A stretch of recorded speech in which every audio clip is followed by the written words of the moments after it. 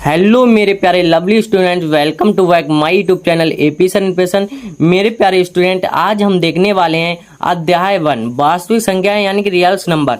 इसके बारे में आज हम देखने वाले हैं वास्तविक संख्याएं होती क्या हैं। ये देख लेते हैं वास्तविक संख्या होती क्या है। वास्तविक संख्या क्या होती हैं? जो रियल्स नंबर परमेय या अपरमेय सभी संख्याएं वास्तविक संख्याएं कहलाती हैं। क्या होती हैं?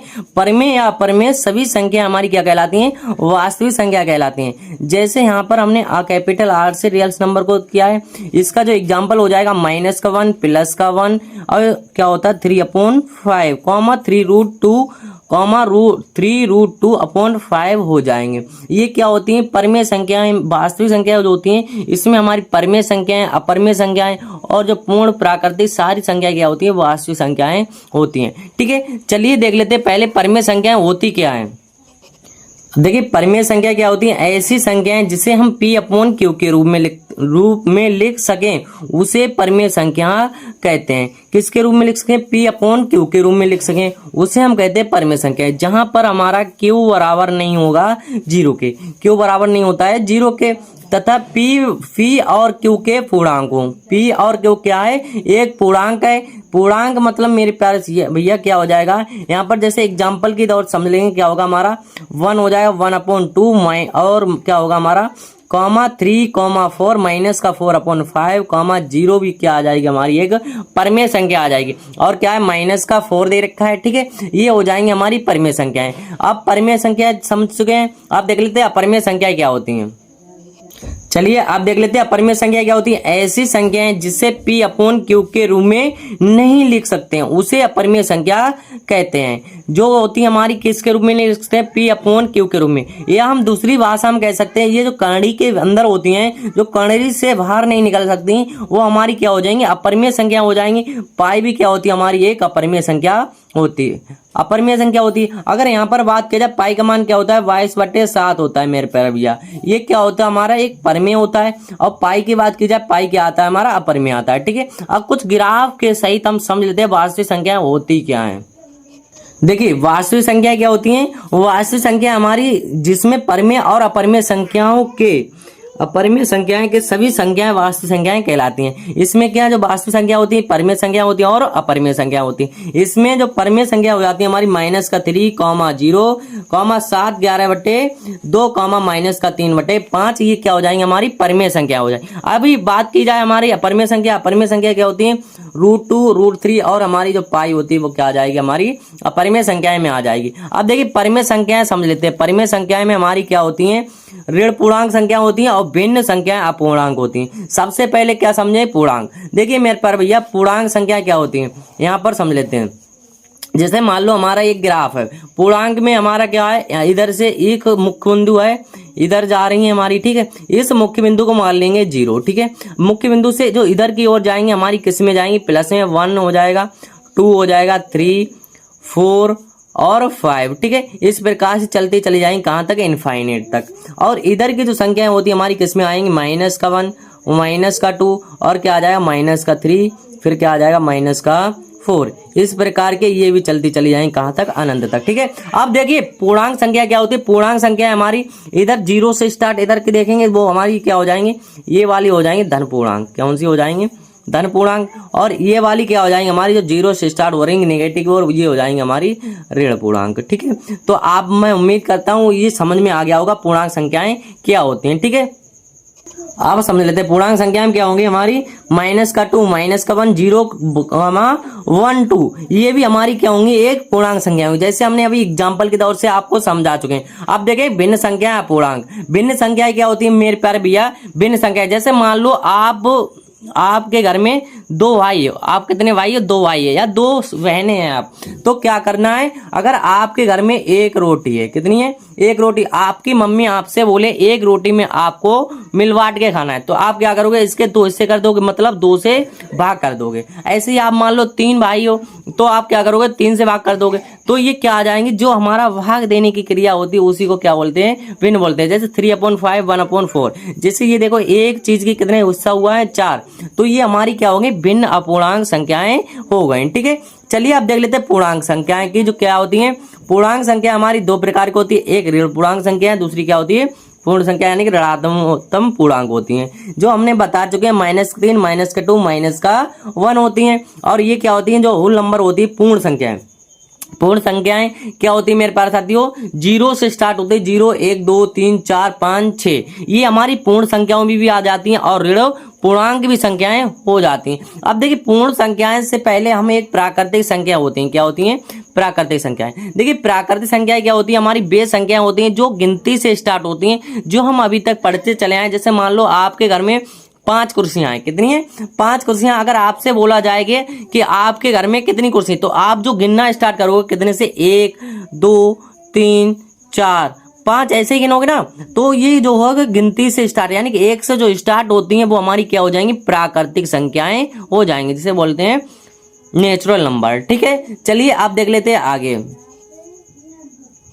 इसी में आती है हमारी, क्या आती है मेरे प्यार भैया, भाज्य संख्याएं। ठीक है, देखिए भाज्य संख्याएं क्या होती है, भाज्य संख्याएं सबसे पहले भाज्य अभाज्य आपके लिए बहुत ज्यादा मोस्ट इम्पोर्टेंट। भाज्य संख्याएं वे संख्याएं होती हैं जो हमारी, जैसे कोई संख्या दे रखी है, मान लो यहाँ पर 9 दे रखा है, ठीक है, 9 और 4 दे रखा है और दे रखा है 3। अब अगर इसकी बात की जाए, क्या हमारी ये तीनों भाज्य संख्या होगी, तीनों नहीं होंगी मेरे पर भैया। हमारी भाज्य संख्या क्या होती है, वे संख्या होती है जिसमें स्वयं से करें और इसके अन्य पहाड़ों से इसके गुणनखंड हो सके।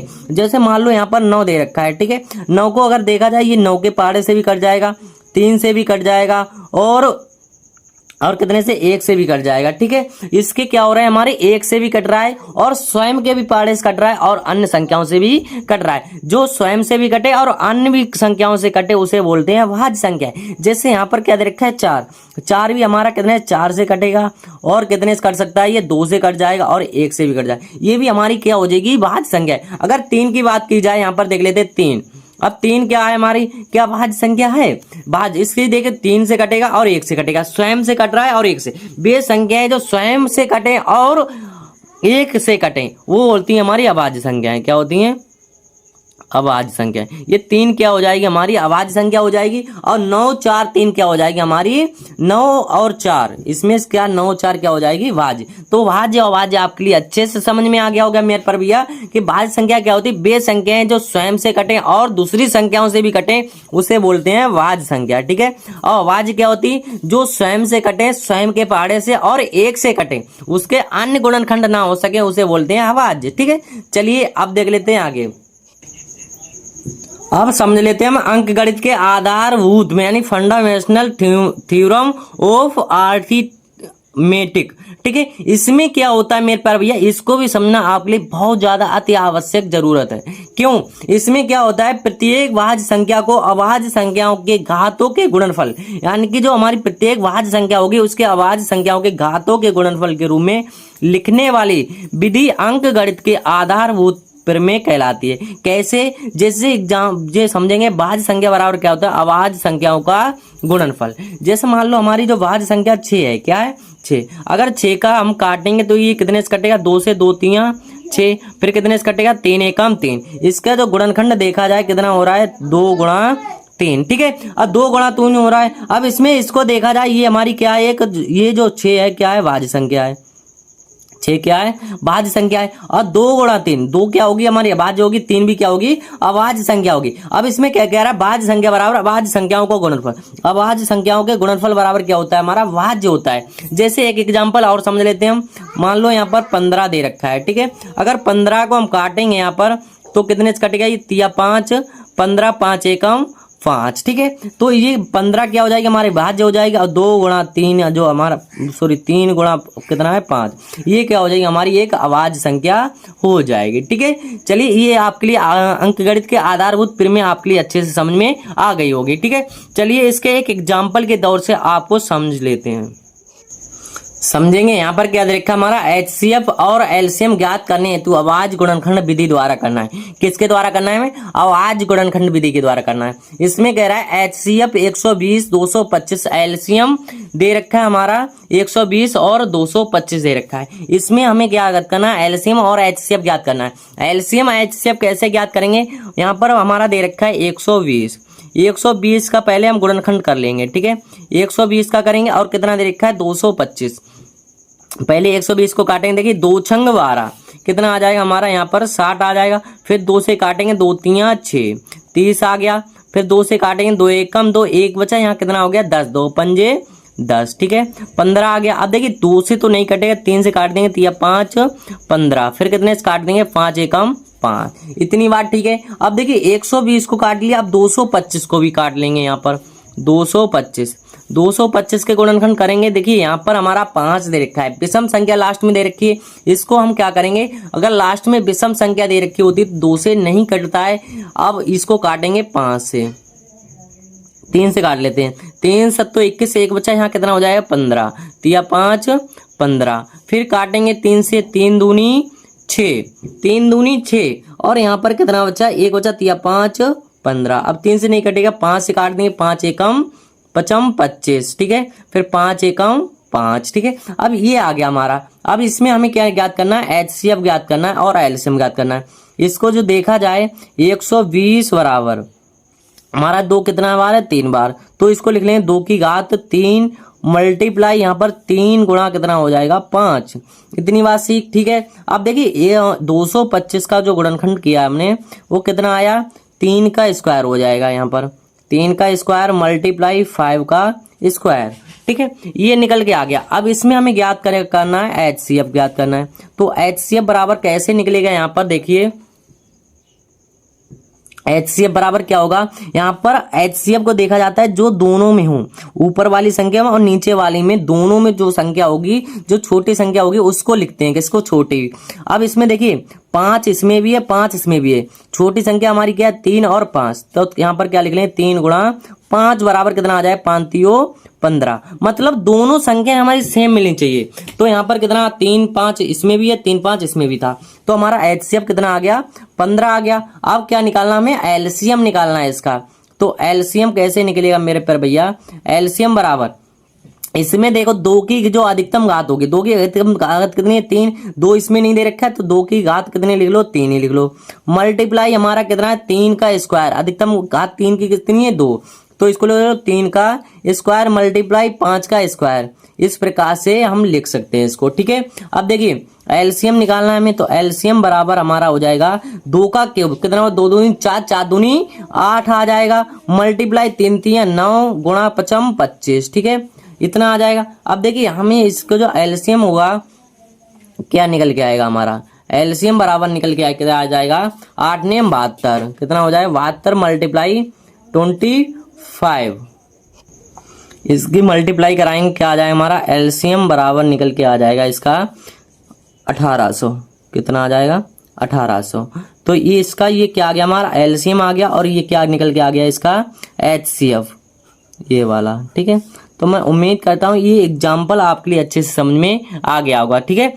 चलिए अब कुछ इसके देखिए, अब हम समझ लेते हैं किन्हीं 2 धनात्मक पूर्णांकों A तथा B के लिए क्या होगा। अगर हमारे लिए 2 धनात्मक पूर्णांक दे रखे हैं A तथा B के लिए दे रखा है, तो हम उसको कैसे सोल्व करेंगे। यहाँ पर हो जाएगा A cross B equal to HCF A, B multiply LCM A, V हो जाएगा। जैसे दूसरी स्टेप में समझे हम, फर्स्ट संख्या मल्टीप्लाई सेकंड संख्या इक्वल टू हो जाएगा HCF मल्टीप्लाई LCM, ठीक है। इस प्रकार का आप लगा सकते हैं, कोई भी क्वेश्चन नहीं रखा, आप इस फार्मूले में लगा करके यूज कर सकते हैं, उसका आंसर ला सकते हैं, ठीक है। चलिए कुछ एक इसका एग्जाम्पल देख लेते हैं, एग्जाम्पल के दौर समझ लेते हैं। हमारा एग्जाम्पल क्या दे रखा है, निम्नलिखित गुणनखंडों को वृक्ष का, देखिए एग्जाम्पल क्या दे रखा है हमारा, दिया है मासा 99 153 इक्वल टू 9, तो लासा 99 153 है, क्या है लासा हमारा कितना है 99 153 है। इसमें मासा दे रखा है, हमारा लासा निकालना है। फार्मूला क्या होता है हमारा, फार्मूला होता है फर्स्ट संख्या, यहाँ पर इसको सोल्व करेंगे। दे रखा है हमारा क्या दे रखा है यहाँ पर HCF क्या दे रखा है, HCF दे रखा है इसने 99 153 बराबर दे रखा है 9, और LCM क्या दे रखा है, LCM दे रखा है हमारा 99 153 बराबर, यानी कि हमें LCM ही निकालना है इसका। जब इस प्रकार का क्वेश्चन दे रखा है तो आपको फार्मूला लगा देना है, फर्स्ट संख्या मल्टीप्लाई सेकंड संख्या हो जाएगी, और इक्वल टू क्या होगा HCF मल्टीप्लाई में हो जाएगा एलसीएम। ठीक है, इतनी बात ठीक है। अब देखिए इसमें फर्स्ट संख्या क्या है हमारी 99, सेकंड संख्या क्या हो जाएगी 153 इजकल टू एचसीएफ कितना दे रखा था हमारा, एचसीएफ दे रखा है 9, तो यहाँ पर 9 मल्टीप्लाई एलसीएम। ठीक है, अब इस 9 से इसको काट दें, 9 एकम 9, 9 एकम 9, तो बचा क्या हमारा, बचा है 11 मल्टीप्लाई 153 इजकल टू हो जाएगा एलसीएम। ठीक है, इसकी मल्टीप्लाई करवाएंगे 11 और 153 का आ जाएगा हमारा 1683 इजकल टू क्या हो जाएगा एलसीएम। ठीक है, ये क्या आ जाएगा मेरे पर भैया, इसका आंसर आ जाएगा। तो मैं उम्मीद करता हूं इस प्रकार का अगर कोई भी क्वेश्चन आ जाता है तो आप इस सूत्र को लगा करके सॉल्व कर सकते हैं। ठीक है, चलिए आप देख लेते हैं आगे। आप समझ लेते हैं गुणनखंड वृक्ष। गुणनखंड वृक्ष क्या होता है, जैसे अगर हम किसी का गुणनखंड करते हैं वृक्ष के रूप में कटता चला जाता है। जैसे यहाँ पर देखिए कितना दे रखा है 32,760 दे रखा है। इसका हमें क्या करना है, गुणनखंड वृक्ष करना है। गुणनखंड वृक्ष कैसे करेंगे, इसको मान लो कितने से कटेगा, ये 2 से काटेंगे। कितने से काटेंगे, 2 से काटेंगे। 2 से जब इसको काटेंगे तो क्या आएगा हमारा, यहाँ पर देख लेते हैं 2 एकम 2, कितना आ जाए 2 एकम 2, एक बचा यहाँ कितना हो जाए 2 छंग 12, फिर हो जाएगा हमारा 2 तियां 6, 2 अट्ठे 16, यहाँ पर 0 उतार लेंगे, सेम टू सेम इतना आ गया। ठीक है, अब देखिए कितने से कटेगा, फिर ये 2 से काट देंगे हम। कितने से काटेंगे 2 से। ठीक है, जब 2 से काटेंगे तो इसका गुणनखंड जो हो जाएगा हमारा क्या होगा 2 अट्ठे 16 और 2 एकम 2 और 2 नेम 18, यहाँ पर कितना आ जाएगा 0 आ जाएगा। ठीक है, अब देखिए फिर इस 2 से कट जाएगा, फिर 2 से काट देंगे इसको। कितने से काटेंगे 2 से, तो क्या आएगा हमारा, यहाँ पर आ जाएगा 2 चौक 8 और यहाँ पर 2 चौक 8, 2 नेम 18 होता है, 2 नेम 18 होता है, मगर 2 संख्या काटेंगे तो हमारे क्या आ जाएगा 0 आ जाएगा, 2 नेम 18, 4,090 आ गया। ठीक है, फिर इसको क्या करेंगे 2 से काट देंगे, फिर 2 से काटेंगे तो हमारा क्या आएगा, ये हमारा आ जाएगा ये सॉरी यहाँ पर 2 नेम 18 और यहाँ पर कितना हो जाए 2 पंजे 10, 5 आएगा। जब 5 आएगा तो हमारा ये क्या होगा 3 से नहीं कटेगा, 2 से नहीं कटेगा, कितने से काटेंगे 3 से काटेंगे, तो 3 से काटेंगे तो हमारा यहाँ पर कितना आ जाए 1365 निकल के आ जाएगा। ठीक है, इतनी बात ठीक है। अब देखिए कितने से काटेंगे इसको, अब हम काट लेंगे इसको, फिर 3 से काटेंगे। जब 3 से काटेंगे तो कितना आएगा हमारा, ये आ जाएगा 3 दूनी 6, 3 तिया 3 चौक 12 और 3 5 15, 3 5 15, 455 निकल के आ जाएगा। अब 455 हमारा 3 से नहीं कटेगा तो इसको कितने से काट देंगे हम 5 से। कितने से काटेंगे 5 से काट देंगे। अब जब 5 से काटेंगे तो ये क्या आ जाएगा हमारा, यहाँ पर आ जाएगा 5 नेम 45, 5 एकम 5, कितना आ गया यहाँ पर 91 आ गया। अब 91 को क्या करेंगे, काटेंगे हम 7 से। 7 से काटेंगे तो कितना आ जाए 7 एकम 7, 7 एकम 7 और यहाँ पर कितना 7 एकम 7 और 7 तियो 21, ठीक है 13 आ जाएगा। अब ये कितने से कट जाएगा हमारा, 13 से कट जाएगा तो क्या आ जाएगा 1। इस प्रकार से हम इसको कर सकते हैं। अगर गुणनखंड वृक्ष विधि द्वारा पूछे आपसे तो इस प्रकार कर सकते हैं। ठीक है, चलिए अब इस चैप्टर के जितने भी एग्जाम्पलों को देख लेते हैं, फिर हम अगली नेक्स्ट वीडियो में लेके आएंगे इसकी एक्सरसाइज। ठीक है, देखिए एग्जाम्पल हमारा क्या दे रखा है, एक संख्याओं 6 और 20 के अभाज्य गुणनखंडों विधि द्वारा से एचसीएफ और एलसीएम ज्ञात कीजिए। हमें क्या ज्ञात करना है, एचसीएफ और एलसीएम ज्ञात करना है गुणनखंड विधि से। चलिए इसको देख लेते हैं, बहुत अच्छा एग्जाम्पल है एनसीईआरटी का। देखिए इसको सॉल्व कर लेते हैं तो हमारा क्या हो जाएगा, संख्याओं हमारा 6 और 20 दे रखा है। 6 और 20 को क्या करना है, हमें गुणनखंड करना है। कैसे करेंगे, ये देखो 6 और का करना है और किसका करना है 20 का करना है, यही तो करना है हमें। तो 6 को यहाँ पर देखेंगे, इसको देखिए 6 कितने से कटेगा 2 से 2 तिया 6, फिर कितने से कटेगा 3 एकम 3। इसके गुणनखंड क्या हो गया हमारा 2 गुणा 3 आ गया। अब कितना है हमारा 20, 20 को इधर काट लेंगे तो हमारा क्या हो जाएगा, देखिए 2 एकम 2, फिर 2 से काटेंगे 2 पंजे 10, 5 एकम 5। ठीक है, तो हमारा इसका गुणनखंड क्या आ जाएगा 2 गुणा 5 आ जाएगा। ठीक है, इस प्रकार से कर सकते हैं। अब देखिए इसमें क्या ज्ञात करना है हमें, एचसीएफ और एलसीएम। एचसीएफ और एलसीएम किसका ज्ञात करना है, एचसीएफ ज्ञात करना है हमें 6, किसका 20 का। ठीक है, इसका निकालना है और एलसीएम भी हमें निकालना है 6 और 20 का। एलसीएम और एचसीएफ कैसे निकालते हैं हम पीछे देख चुके हैं। कैसे, यहाँ पर देखिए जो संख्या हमारी दोनों में हो, दोनों में क्या दिख रहा है हमारा 2 दिख रहा है, क्या दिख रहा है 2। तो हमारा जो एचसीएफ हो जाएगा कितना आ जाएगा 2 आ जाएगा। अब देखिए हमें क्या करना है एलसीएम। एलसीएम कैसे निकालेंगे, एलसीएम देखिए यहाँ पर होगा जिसकी अधिकतम घात हो, यानी कि 2 2, इसको एक को छोड़ के हम लिख लेंगे यहाँ पर 2 गुणा फिर 3 गुणा 5, ठीक है। इसकी मल्टीप्लाई कराएंगे तो क्या हो जाए 2 दूनी 4, 4 3 12, 12 पंजे 60। हमारा एलसीएम कितना आ गया इसका 60 निकल के आ गया। तो मैं उम्मीद करता हूँ ये क्वेश्चन नंबर 1 एग्जाम्पल जो था अच्छे से समझ में आ गया होगा। चलिए देख लेते हैं नेक्स्ट एग्जाम्पल। देखिए नेक्स्ट एग्जाम्पल क्या दे रखा हमारा, संख्या 6, 72 और 120 का अभाज्य गुणनखंड विधि द्वारा एचसीएफ और एलसीएम ज्ञात कीजिए। Very very most important example है मेरे प्यारे साथियों। अगर कोई भी आप चैप्टर स्टार्ट कर रहे हैं उसका एग्जाम्पल समझिए पहले, ठीक है। देखिए इसका क्या ज्ञात करना है हमें, एचसीएफ और एलसीएम ज्ञात करना है। एचसीएफ किसका करना है हमें, एचसीएफ और एलसीएम ज्ञात करना है। एचसीएफ किसका ज्ञात करना है हमें, 6 और 72 और 120 का एचसीएफ ज्ञात करना है। और इसी का ज्ञात करना है हमें एलसीएम ज्ञात करना है। 6, 72, कितना हो जाएगा 12। इसी का क्या ज्ञात करना है एलसीएम, वो भी किसके द्वारा करना है, गुणनखंड विधि द्वारा। गुणनखंड कैसे करेंगे हम इसका, यहाँ पर लिख लेंगे 6 और 72 लिख लेंगे और फिर कितना लिखेंगे 12, ठीक है। इनका कर लेंगे गुणनखंड। गुणनखंड कैसे करेंगे, बहुत ही सिंपल तरीके से कर सकते हैं इसको। पहले देखिए 6 को काटेंगे, कितने से कटेगा 2 3 6, फिर कितने से कटेगा 3 एकम 3। तो इसका जो गुणनखंड आ गया हमारा कितना आ गया 2 गुणा 3, ठीक है। इतनी बात, ठीक है। अब कितना दे रखा है हमारा 72। 72 को काट लेंगे, 72 देखिए कितने से कटेगा 2 3 6, 1 बचा 2 छंग 12, फिर 2 से काट देंगे इसको, कितने से कटेगा 2 एकम 2, 2 अट्ठे 16, फिर 2 से काटेंगे 2 नीम 18, फिर कितने से कटेगा 2 से नहीं कटेगा, 3 से कट जाएगा 3 3 9, फिर 3 से कट जाएगा 3 एकम 3। अब देखिए इसकी जो हमारी कितना हो जाएगा, इसको लिख सकते हैं 2 का क्यूब मल्टीप्लाई, इसको लिख सकते हैं 3 का स्क्वायर, ठीक है। इतनी बात, ठीक है। अब देखिए क्या दे रखा है हमारा 12 को यहाँ पर काट लेंगे।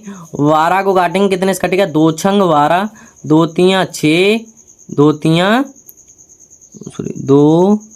3 6 और 3 एकम 3, ठीक है। इसको क्या लिखेंगे 2 का स्क्वायर हो जाएगा, ये क्या होगा 2 का स्क्वायर मल्टीप्लाई यहाँ पर होगा 3, ठीक है। इतना समझ में आ गया।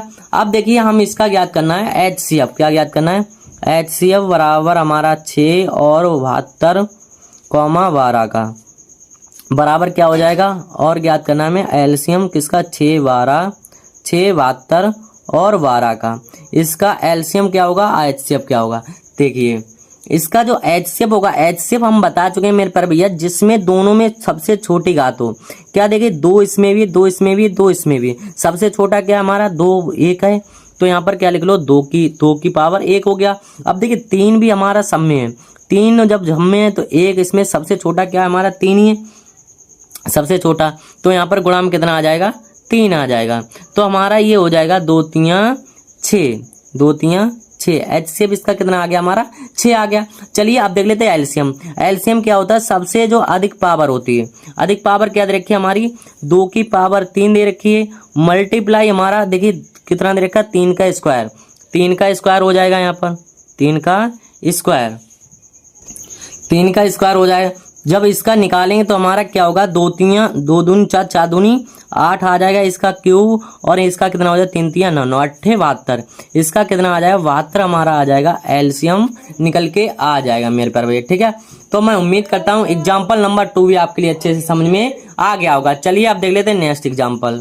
देखिए नेक्स्ट एग्जाम्पल क्या दे रखा हमारा, अभाज्य गुणनखंड विधि द्वारा 96 और 404 का एचसीएफ ज्ञात कीजिए, फिर इनका एलसीएम ज्ञात कीजिए। हमें पहले इसका एचसीएफ ज्ञात करना है, फिर क्या ज्ञात करना है एलसीएम ज्ञात करना है, ठीक है। चलिए देख लेते हैं इसको भी। देखिए हमारा क्या दे रखा है, अभाज्य गुणनखंड विधि द्वारा, किसके द्वारा करना है, अभाज्य गुणनखंड विधि द्वारा करना है इसका गुणनखंड। तो कैसे करेंगे, पहले इसका कर लेंगे 96 का करेंगे, फिर करेंगे 404 दे रखा है, इन सबका करेंगे गुणनखंड। गुणनखंड कैसे करते हैं, इसका हम लेते हैं लासा।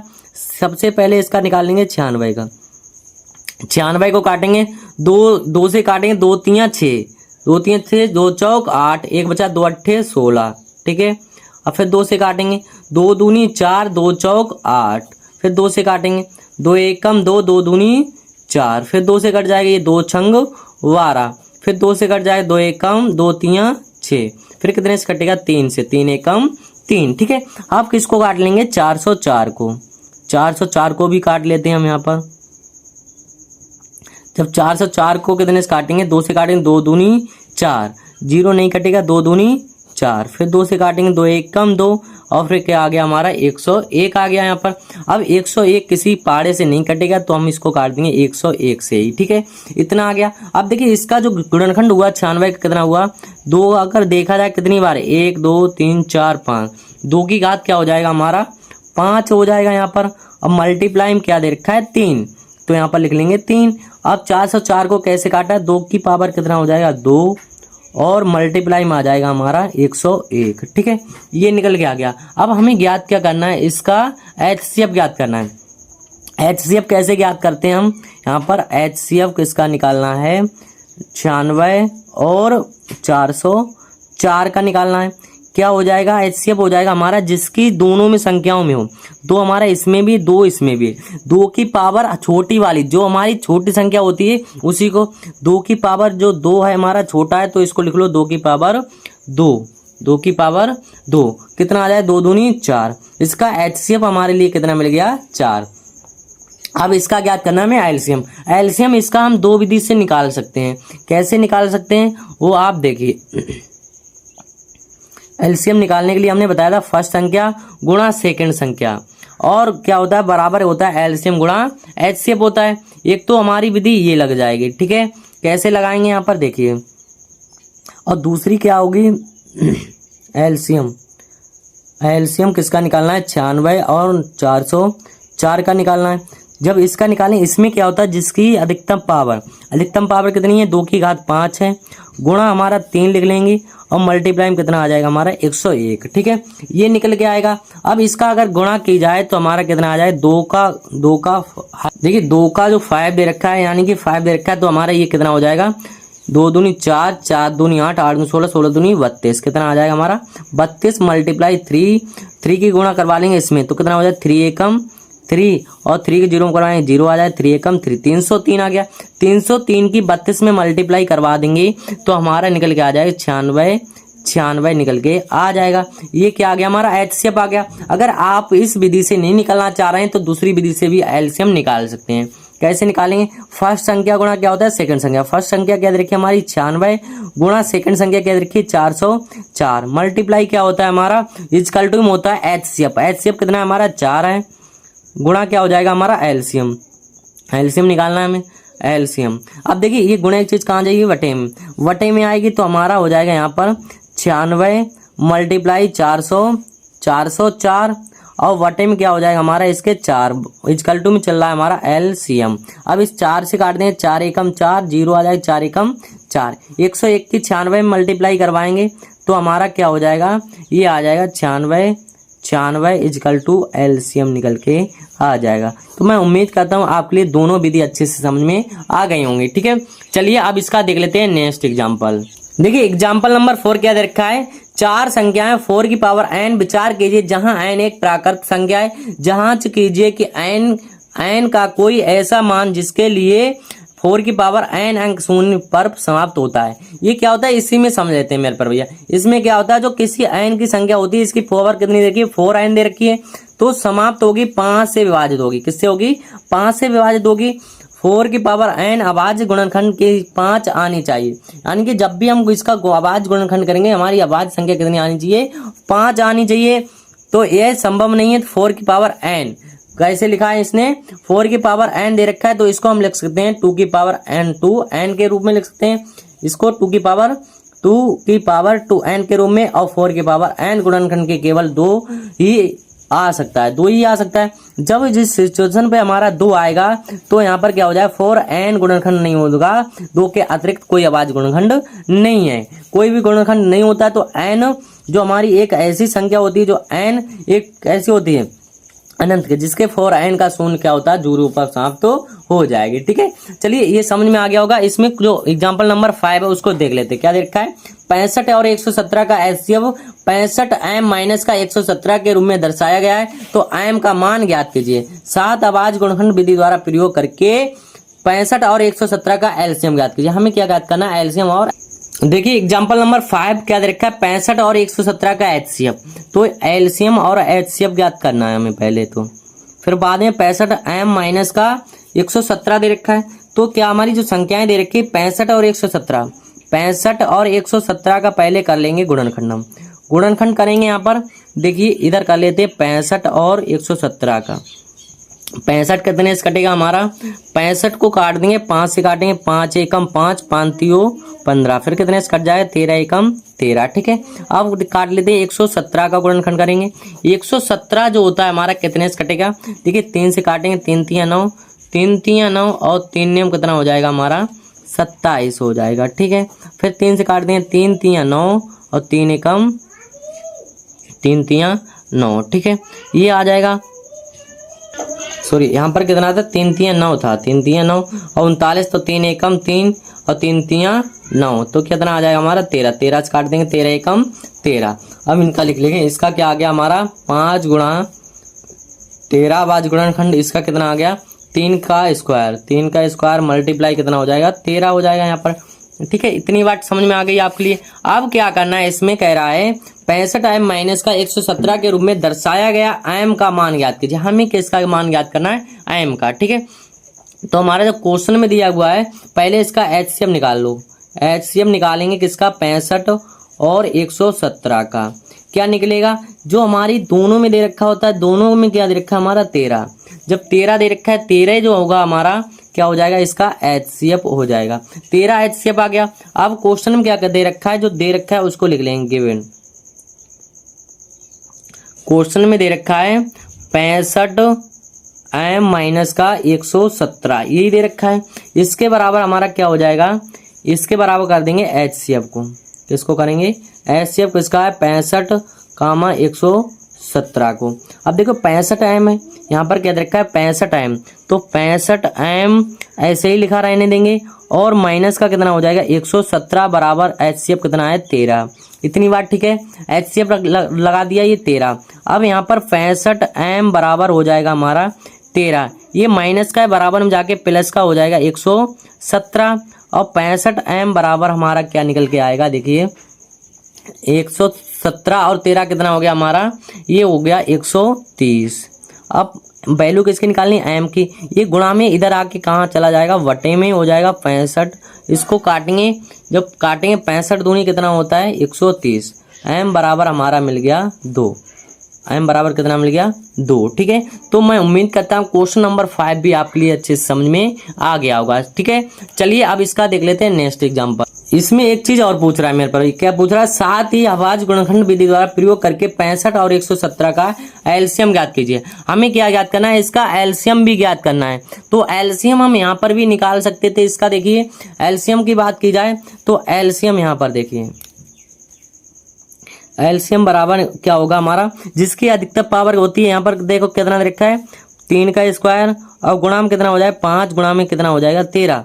इसका किया जाए तो 3 तिया कितना होगा हमारा 9 गुणा 5, 13 पंजे 65।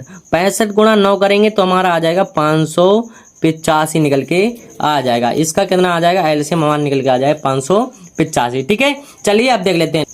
देखिए क्वेश्चन नंबर 6 में क्या कह रहा है, व्याख्या कीजिए कि 3 गुणा 12 गुणा 101 प्लस 4 एक अभाज्य संख्या है या कि भाज्य संख्या है। भाज्य और अभाज्य पूछ रहा है इसमें, तो ये बहुत ही सिंपल तरीके से निकाल सकते हैं भाज्य और अभाज्य। भाज्य और अभाज्य कैसे निकालेंगे, यहाँ पर देखिए क्या दे रखा है 3 गुणा 12 गुणा दे रखा है हमारा 101 प्लस में क्या दे रखा है 4। अगर इसका गुणनखंड करें मेरे प्यारे भैया, 3 का गुणनखंड क्या होगा 3 ही होगा, गुणा में इसका करें 12, क्या दे रखा है यहाँ पर 12 दे रखा है, तो 12 का क्या हो जाएगा हमारा 3 चौक 12, 3 गुणा कर दो 4, अब गुणा 101 दे रखा है, 101 का 101 ही रहेगा, प्लस में कितना हो जाएगा हमारा 4। अगर इसमें देखा जाए ये दो पद बन गए, एक ये, इसमें देखो 4 कॉमन है, तो हम क्या करेंगे 4 को ले लेंगे कॉमन, बचेगा क्या हमारा यहाँ पर 3 तिया 9 कर देंगे 9 प्लस का 101, प्लस का कितना होगा 101, और यहाँ पर कितना आ गया हमारा प्लस का 101, और यहाँ हो जाएगा हमारा प्लस में ये एक बचेगा क्योंकि 4 चला गया, ठीक है। अब इनको जोड़ेंगे, 4 4 101 और 9 कितना हो गया हमारा 111। ये कितना हो गया, ये हमारा यहाँ पर हो जाएगा 100 गुणा चिन्ह था, किसका था, गुणा का। तो 101 की 9 की गुणा करेंगे तो हमारा आ जाएगा 909 प्लस में कितना हमारा 1, ठीक है। इसको जोड़ेंगे तो हमारा कितना हो जाएगा 4 909 है, और एक जोड़ेंगे तो कितना हो जाएगा हमारा 910 निकल के आ जाएगा। ये क्या हमारा भाज्य होगा कि अभाज्य होगा? तो मेरे प्यारे भैया ये क्या हो जाएगी, हमारी भाज्य संख्या होगी। कौन सी संख्या होगी, भाज्य, ठीक है। तो मैं उम्मीद करता हूँ ये भी क्वेश्चन आपके लिए अच्छे से समझ में आ गया होगा, ठीक है। चलिए आप देख लेते हैं नेक्स्ट क्वेश्चन। निम्नलिखित गुणनखंड वृत्त को पूर्ण कीजिए कि x और y तथा z के मान ज्ञात कीजिए। हमारा क्या दे रखा है, एक वृत्त के रूप में दे रखा है, इसमें x और y तथा z के मान ज्ञात करने हैं। देखिए इसमें हमें क्या करना है, x और y तथा z के मान ज्ञात करने हैं। x और y z के मान कैसे निकालते हैं, अगर इस प्रकार का कोई भी क्वेश्चन दे रखा हो।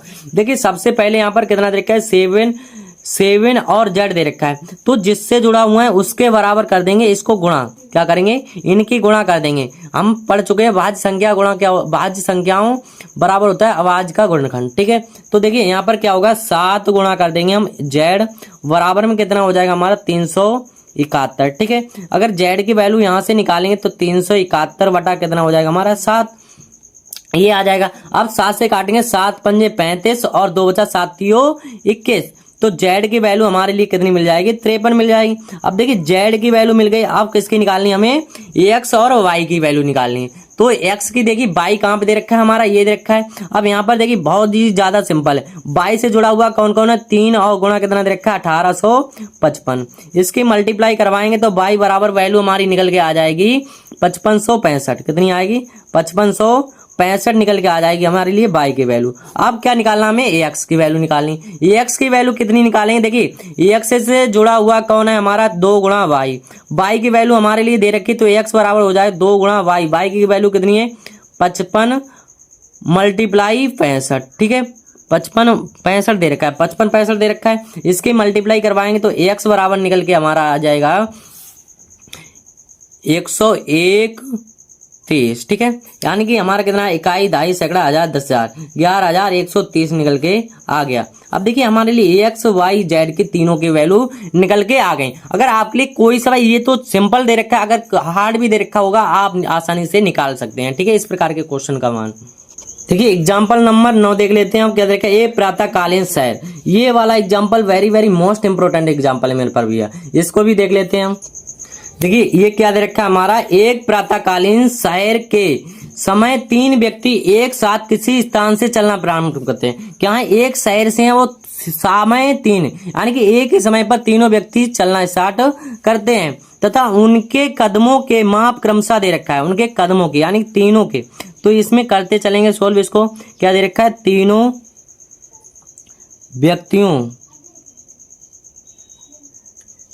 व्यक्तियों के कदमों के माप क्रमशः क्या दे रखा है, क्रमशः दे रखा है इसने 40 सेंटीमीटर और 42 सेंटीमीटर, और कितना दे रखा है प्रत्येक चले स्थान पर 40 और 42, और दे रखा है हमारा 45 सेंटीमीटर। देखिए 45 सेंटीमीटर है, ये हमने लिख लिया। अब इसमें हमें क्या ज्ञात करवा रहा है, इसमें कह रहा है इनमें से प्रत्येक कितनी दूरी चले कि वह इस दूरी पे पूर्ण कदमों में तय करें, यानी कि पूर्ण कदमों पर एक ही कदम पर आए। वो कैसे निकालेंगे, यहाँ पर ये दे रखा है हमारा 40। देखिए 40 इसका निकाल लेंगे, 40 और 42 और कितना दे रखा है 45, इसका हम निकाल लेंगे एलसीएम। एलसीएम पूछ रहा है, क्या पूछ रहा है, एलसीएम कैसे निकालेंगे, इस सब का कर लेंगे पहले गुणनखंड करेंगे, किसका 40 का अलग कर लेंगे और 42 का अलग करेंगे और किसका 45 का अलग कर लेंगे, ठीक है। इसको काटेंगे, देखिए यहाँ पर पहले दे रखा है 40 को काटेंगे, 2 से 2 दूनी 4 और 2 आ जाएगा हमारा 0, 2 एकम 2, 10 आ गया, फिर 2 से काटेंगे 2 पंजे 10, फिर कितने से कटेगा 5 एकम 5। 40 का गुणनखंड क्या आ गया हमारा 2 का क्यूब, 2 का क्यूब मल्टीप्लाई कितना आ गया 5, ठीक है, इतनी बार, ठीक है। अब किसका काट लेंगे 42 का, 42 को काटेंगे, 2 दूनी 4, 2 एकम 2 और 3 सत्तो 21, फिर कितने से कट जाएगा 7 एकम 7, तो हमारा ये आ जाए 2 गुणा 3 गुणा 7, इतनी बार, ठीक है। अब किसको काट लेंगे हम 45 को, यहाँ पर 45 को काटेंगे 3 से, 3 एकम 3 तिया 5 15, फिर 3 से काटेंगे तिया 5 15, 5 एकम 5, यहाँ पर हो जाए 3 का स्क्वायर, 3 का स्क्वायर मल्टीप्लाई क्या आ जाएगा 5, इतनी बार, ठीक है। अब देखो इसको हम कैसे लिख सकते हैं, इसका हमें ज्ञात क्या करना है, एलसीएम ज्ञात करना है। जब एलसीएम निकालेंगे 40, 42, 45 का, कैसे निकालेंगे, देखिए 2 का क्यूब, हम देखते हैं सबसे अधिकतम घात किसकी, 2 की जो हमारी दे रखी है, किसमें दे रखी है 2 की घात क्यूब दे रखा है, तो हम लिखेंगे यहाँ पर अधिकतम घात क्या दे रखी है, 2 की घात 3 दे रखी, तो 2 की घात 3 लिख लो, मल्टीप्लाई 3 की अधिकतम घात कितनी दे रखी 2, तो 2 लिख लो, मल्टीप्लाई में फिर क्या दे रखा हमारा 5, 5 लिख लो, एक बार गुणा में लिख लो 7। अब क्या करना है, इसका हम करवा लेंगे मल्टीप्लाई, 2 का क्यूब क्या हो जाए 2 दूनी 4, 4 दूनी 8 आ जाएगा, मल्टीप्लाई 3 का क्यूब, 3 का स्क्वायर कितना आ जाएगा हमारा 9, और 5 सत्तो 35 आ जाएगा हमारा यहाँ पर। अब देखिए इनकी मल्टीप्लाई करें 9 कितना हो जाएगा 72, मल्टीप्लाई हो जाएगा 35, इसकी मल्टीप्लाई करवाएंगे हम, तो हमारा कितना आ जाएगा, ये निकल के हमारा आ जाएगा 2520 निकल के आ जाएगा इसका एलसीएम। तो एक ही चाल पर कितना तय करेंगे 2520 पर, ठीक है। तो मैं आज की वीडियो में बस इतना ही मेरे प्यारे भैया। वीडियो अगर पसंद आ गई तो लाइक कर दें, एक प्यारा सा कमेंट छोड़ दें और अपने दोस्तों के साथ ज्यादा से ज्यादा शेयर कर दो। इसी प्रकार की वीडियो इस चैनल पर आती रहती है। अगर मिलते हैं ऐसे कोई मजेदार वीडियो के साथ, तब तक के लिए थैंक यू।